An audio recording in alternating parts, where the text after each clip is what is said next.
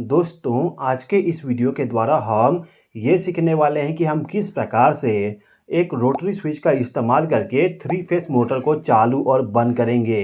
अब यहाँ पे जो रोटरी स्विच है इसका कनेक्शन समझने से पहले आप यहाँ पे समझ लीजिए आखिर हम रोटरी स्विच का इस्तेमाल क्यों करना चाहते हैं। जैसे कि आपको मालूम है, जब भी हमें किसी थ्री फेस मोटर को चालू और बंद करना होता है तो वहाँ पे हम कॉन्टेक्टर का इस्तेमाल करते हैं। कॉन्टैक्टर का इस्तेमाल करने से हमें बहुत सारे बेनिफिट मिल जाता है।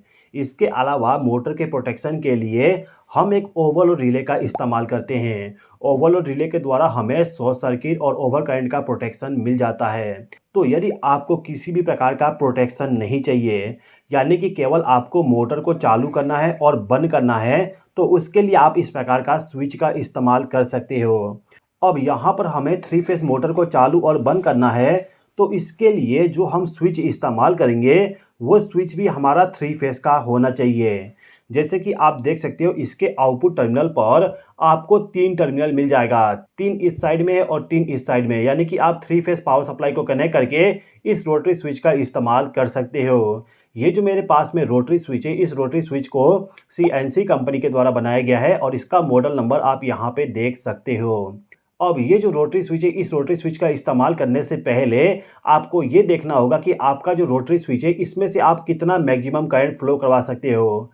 जैसे कि आप देख सकते हो यहाँ पर 25 एम्पियर लिखा हुआ है, यानी कि यदि आपके पास में जो मोटर है उस मोटर का जो करंट रेटिंग है, मैक्सिमम करंट रेटिंग 25 एम्पियर तक है, तो उस कंडीशन में आप इस स्विच का इस्तेमाल कर सकते हो। लेकिन मैं आपको सजेस्ट करूँगा, यदि आपके पास में ऐसा मोटर है जिसमें हाई करंट फ्लो होता है, तो वहाँ पे आप इस प्रकार का कॉन्टैक्टर इस्तेमाल करिएगा। कॉन्टैक्टर का इस्तेमाल करने से जो स्पार्किंग जनरेट होता है किसी भी लोड को चालू और बंद करने के टाइम, वो स्पार्किंग कम हो जाएगा। लेकिन इसमें आपको स्पार्किंग कम करने का कोई भी ऑप्शन नहीं है।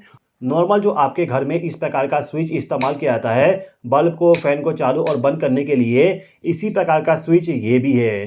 केवल इन दोनों में डिफरेंस ये है कि ये सिंगल पोल का है और ये आपका 3 पोल का है।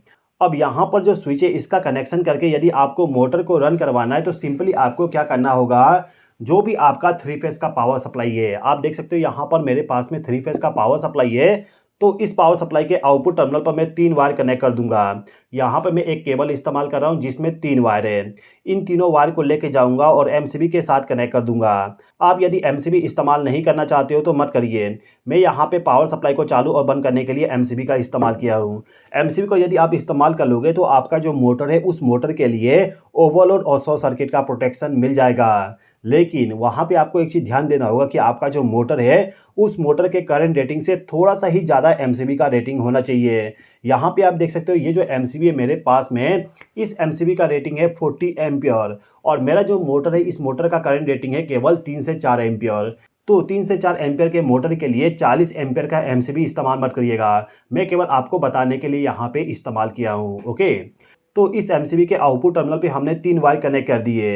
अब इन तीनों वायर का जो दूसरा सिरा होगा इसको लेके जाएंगे और जो आपका स्विच है इस स्विच के साथ में इन तीनों वायर को कनेक्ट कर दीजिएगा इस प्रकार से। ओके, अब इस रोटरी स्विच के आउटपुट टर्मिनल पर मोटर के केबल को कनेक्ट करना है।